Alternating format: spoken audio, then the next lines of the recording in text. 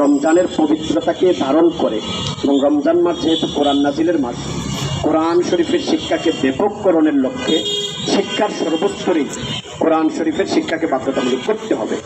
সেই সাথে রমজান মাসে কোরআনের শিক্ষার জন্যই আমরা ইতিমধ্যে খোঁজ নিয়েছি যে সরকার অবশ্যই প্রতিষ্ঠান বন্ধ ঘোষণা দিয়েছেন, কিন্তু এরপরও কিছু কিছু প্রতিষ্ঠান কর্তৃপক্ষ তারা এখনও প্রতিষ্ঠান খোলা রাখার সিদ্ধান্ত নিয়েছেন এবং সেই মর্মে তারা নোটিশ দিয়েছেন।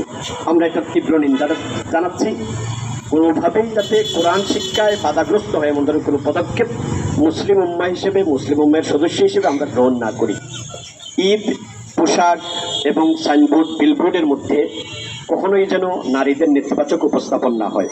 নারীরা আমাদের মা, বোন, ফুফু, মেয়ে, ভাতিজি, ভাগ্নি, তাদের নেতিবাচক উপস্থাপনটা স্বাভাবিকভাবেই সমাজের মধ্যে ভিন্ন কালচার নিয়ে আসে। দর্শন বাংলাদেশের সমাজে চলমান, এর অন্যতম কারণ দেখা যাচ্ছে যে বিলবোর্ড, সাইনবোর্ড, সিনেমায় অশ্লীলতার যে প্রচারণা হচ্ছে, এর কারণ অন্যতম একটা কারণ হচ্ছে দর্শন। এজন্য সরকারের প্রতি আমাদের উদাত্ত আহ্বান থাকবে যে দর্শন বন্ধে, নারীদের অশ্লীলতা, বেহায়াপনা যেভাবে ছড়ায় সেসব সরকার বন্ধ করবেন। ইউটিউবে বালগার যে কন্টেন্টগুলো হয়, অনলাইনে যে কন্টেন্টগুলো হয়, এই কন্টেন্টগুলো সরকার বন্ধ করবেন। সেই সাথে সাথে ধনী যারা আছেন তাদের প্রতি আমাদের উদাত্ত আহ্বান থাকবে বাংলাদেশে একটা সাম্যের অর্থনৈতিক সমাজ প্রতিষ্ঠার জন্য আপনার ব্যক্তিগতভাবেই আপনার সম্পদের মধ্যে যে সঞ্চিত সম্পদ আছে সেখান থেকে আপনি দান করবেন। বিশেষ করে রমজান মাসকে সামনে রেখে মুসলিম উম্মাহের সদস্যরা জাকাত বিতরণ করেন। ফিতরা তো অবশ্যই রমজানের নিয়ম হিসেবে ফিতরা দেওয়া হয়। আমরা ধনীদের প্রতি উদাত্ত আহ্বান জানাবো যে তারা যেন এই কাজগুলো করেন। সাথে সাথে সর্বসাধারণ জনগণের প্রতি আমাদের উদাত্ত আহ্বান থাকবে, রমজান একটা পবিত্র মাস।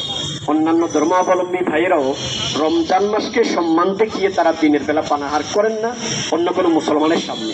সেই হিসেবে আমি মুসলমান, আমি কিভাবে আমার হোটেলটা খোলা রাখি? আমি রমজান মাসে আমি মুসলমান হওয়ার পরেও আমার হোটেলের মধ্যে কিভাবে পানাহার চলতে পারে? এটা আমি মুসলিম হিসেবে আমার মুসলিম নৈতিকতার সাথে এটা যায় না।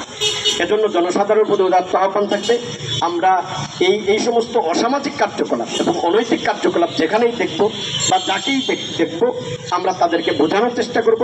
বোঝানোর মধ্য দিয়ে আমরা অবশ্যই আমাদের সমাজটাকে সুন্দর করব।